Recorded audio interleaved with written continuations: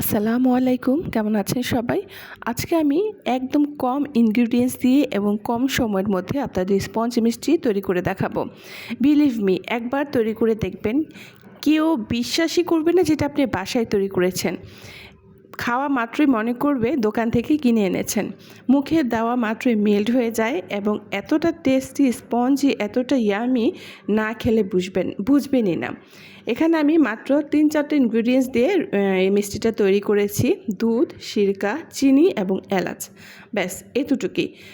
আপনারা যদি চান তাহলে আমি আরেকটা অথেন্টিক পদ্ধতিতে স্পঞ্জ মিষ্টি তৈরি করে আরেকটা রেসিপি আপনাদের সাথে শেয়ার করব। তবে আজকে সবচেয়ে কম সময়ে এবং সবচেয়ে কম ইনগ্রিডিয়েন্টস দিয়ে তৈরি করে দেখিয়েছি। আশা করি আপনাদের কাছে এই মিষ্টির রেসিপিটা ভালো লাগবে এবং তৈরি করে বাসায় অবশ্যই ট্রাই করবেন। তো প্রথমে আমি দুধ নিয়েছি 1 লিটার পরিমাণ। এটা দিয়ে আমি ছানা কাটবো। যেহেতু স্পঞ্জ মিষ্টি তৈরি করতে আমার ছানা প্রয়োজন, তো ছানাটা আমি বাসায় তৈরি করে নিব, এতে করে মিষ্টিটা ভালো রেজাল্ট হবে। তো 1 লিটার দুধ আমি খুব ভালোভাবে গরম করে নিচ্ছি। 2-3টা বলক আসা পর্যন্ত আমি এটা নেড়েচেড়ে জাল দিয়ে নিচ্ছি।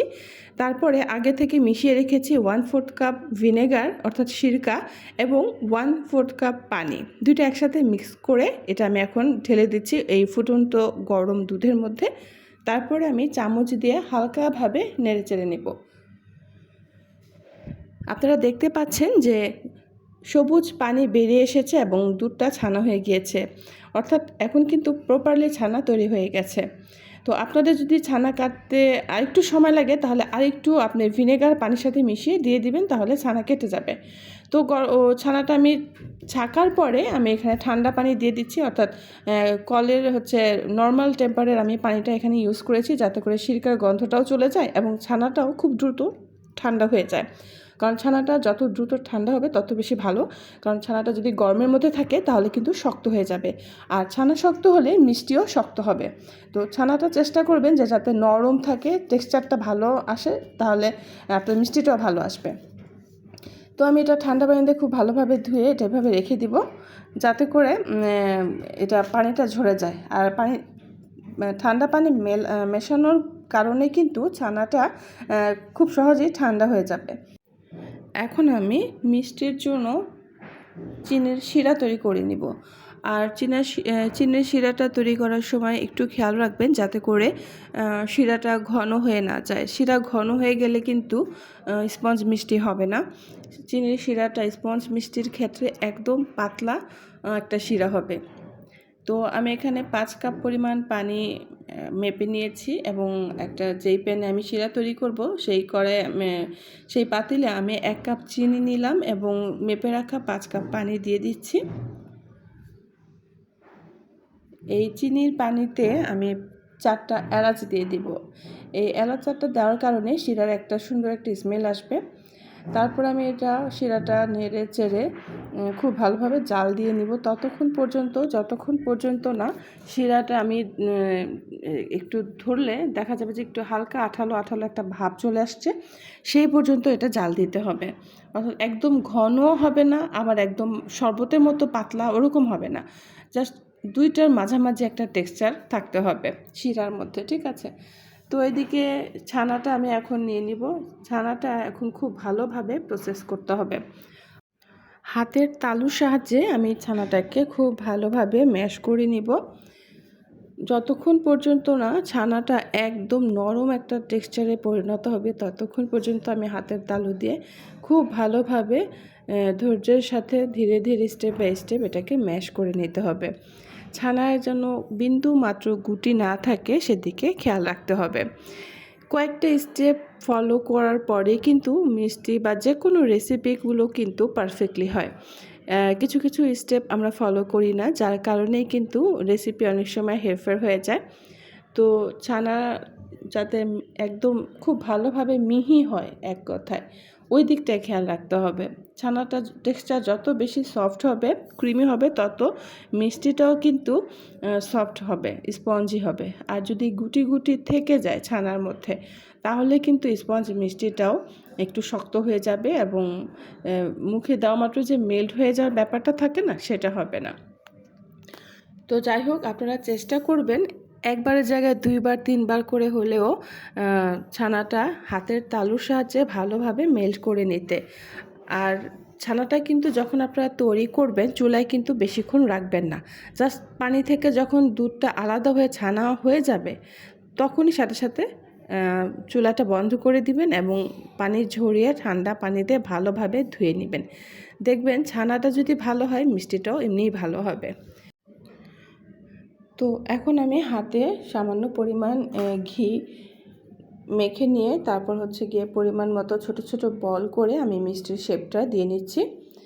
আর এই শেপটা আপনারা আপনাদের পছন্দ মতো করতে পারেন, ছোট সাইজ বড় সাইজ। তবে একটা জিনিস খেয়াল করবেন যে মিষ্টিটা আপনি যেই সাইজ করবেন, অর্থাৎ এই সময়ে এই পর্যায়ে এসে আপনি মিষ্টিটার যেই শেপটা দিবেন, মিষ্টিটা তৈরি হওয়ার পর কিন্তু 3 গুণ পরিমাণ বড় হয়ে যাবে। তো সেদিকে খেয়াল রাখবেন যে আপনি আপনি কতটা বড় সাইজের মিষ্টি চাচ্ছেন, তো সেই অনুযায়ী আপনাকে বলটা রেডি করতে হবে। তো এখানে আমি ছোট ছোট করে বল তৈরি করে নিচ্ছি এবং এখানে আমার প্রায় 12 থেকে 13টার মতো আমার বল তৈরি হবে, অর্থাৎ মিষ্টি তৈরি হবে। আমার চ্যানেলে আমি এরকম আরও অনেক ধরনের মিষ্টির রেসিপি, পাশাপাশি অন্যান্য সব ধরনের রেসিপি আমি শেয়ার করব আপনাদের সাথে। আপনাদের যদি আমার রেসিপি পছন্দ হয়ে থাকে তাহলে অবশ্যই সাবস্ক্রাইব করে পাশে থাকা বেল আইকনটা অন করে দিবেন। এতে করে আমার নতুন নতুন রেসিপি যখন আমি আপলোড দিব তখন সরাসরি আপনার কাছে পৌঁছে যাবে এবং নোটিফিকেশনটা আপনি পেয়ে যাবেন।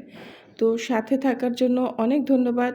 আমি আশা করব আপনারা প্রত্যেকে এই মিষ্টি রেসিপিটা বাসায় একবারের জন্য হলেও ট্রাই করবেন। বিলিভ মি, একদম নো ফেল রেসিপি হবে এটা। হুবহু যদি আপনি প্রত্যেকটা স্টেপ ফলো করে তৈরি করেন তাহলে অবশ্যই ইনশাআল্লাহ আশা করি আপনার হুবহু মিষ্টিটা আপনার দোকানের মতো হবে এবং আপনি যে কাউকে খাওয়াবেন সেই আপনাকে বলবে যে সত্যি পারফেক্ট হয়েছে। আমার চিনি শিরা তৈরি হয়ে গিয়েছে। এখন আমি তৈরি করে রাখা বলগুলো দেওয়ার আগে আরেকবার একটু ঘুরিয়ে ঘুরিয়ে শেপ দিয়ে নিচ্ছি। তো মিষ্টিগুলো আমি শিরাতে ছাড়ার সাথে সাথে দেখছেন যে ভেসে উঠছে। হ্যাঁ, এই পর্যায়ে যদি মিষ্টিগুলো ভেসে থাকে শিরার মধ্যে তাহলে বুঝবেন যে আপনার ছানাটা একদম পারফেক্ট হয়েছে। আর ডুবে গেলে বুঝবেন যে ছানাটা পারফেক্ট হয়নি এবং মিষ্টিটা শক্ত হবে। তো একদম দেখেন আমার প্রত্যেকটা মিষ্টি কিন্তু ভেসে উঠেছে। তো এই অবস্থায় আমি সব মিষ্টিগুলো আমি দিয়ে দিব এবং ঢেকে রাখবো 10 মিনিটের জন্য। ঠিক 10 মিনিট পর্যন্ত এটা আমি ঢেকে রাখবো এবং এই 10 মিনিটের মাঝে মাঝে আমি কিছুক্ষণ পর পর এভাবে করে ঘুরে ঘুরে পাতিলটা নেড়ে চেড়ে দিব, কিন্তু ঢাকনা কিন্তু একবারের জন্য উঠাবো না। দেখুন 10 মিনিট পর আমার মিষ্টি কিন্তু একদম রেডি। এখানে দেখতে পাচ্ছেন যে প্রত্যেকটা মিষ্টি কিন্তু একদম সমান পরিমাণে বড় হয়েছে এবং কতটা স্পঞ্জি হয়েছে দেখেন, একদম সফট। মুখে দেওয়া মাত্রই মেল্ট হয়ে যাচ্ছে মিষ্টিগুলো। বিলিভ মি, এত পারফেক্টলি হয়েছে আপনারা নিজেরা যখন বাসায় তৈরি করবেন তখনই বিশ্বাস করবেন বা বুঝতে পারবেন। অসাধারণ একটা রেসিপি, যদি আপনারা একবারের জন্য হলেও বাসায় ট্রাই না করেন বুঝতেই পারবেন না। ঠিক যতটা সফট হয়েছে, জুসি হয়েছে, স্পঞ্জি হয়েছে এবং ইয়ামি হয়েছে। আমি আপনাদের সাথে পরবর্তীতে আরেকটা স্পঞ্জ মিষ্টির রেসিপি শেয়ার করব, সেটা আরও কিছু ইনগ্রিডিয়েন্টস অ্যাড করতে হয়।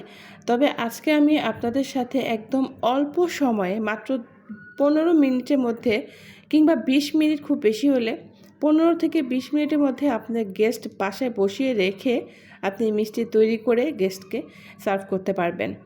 এত অল্প সময় এবং ঘরে থাকা ইনগ্রিডিয়েন্টস যেটা আপনাকে যে কোনো সময় আপনি তৈরি করতে পারবেন। একদম কম উপকরণ এবং অল্প সময়ের মধ্যে একেবারেই সহজ একটা রেসিপি আপনাদের সাথে আমি আজকে শেয়ার করেছি। তো কার কেমন লাগলো অবশ্যই কমেন্ট করে জানাবেন। আমি আশা করব আপনারা বাসায় একবারের জন্য হলেও এই রেসিপিটি ট্রাই করে দেখবেন। ভিডিওতে দেখে নিশ্চয়ই বুঝতে পারছেন যে কতটা সফট স্পঞ্জি হয়েছে মিষ্টিটা, একদম পারফেক্টলি। কেউ বলবে না এটা আমি বাসায় তৈরি করেছি। সত্যি একবারের জন্য হলে ট্রাই করে দেখবেন। আপনাদের কাছে রিকোয়েস্ট রইল, বাচ্চাদের সবসময় ঘরে তৈরি করা জিনিস খাওয়ান, এতে করে বাচ্চারাও সুস্থ থাকবে এবং আপনারাও হ্যাপি থাকবেন। ধন্যবাদ।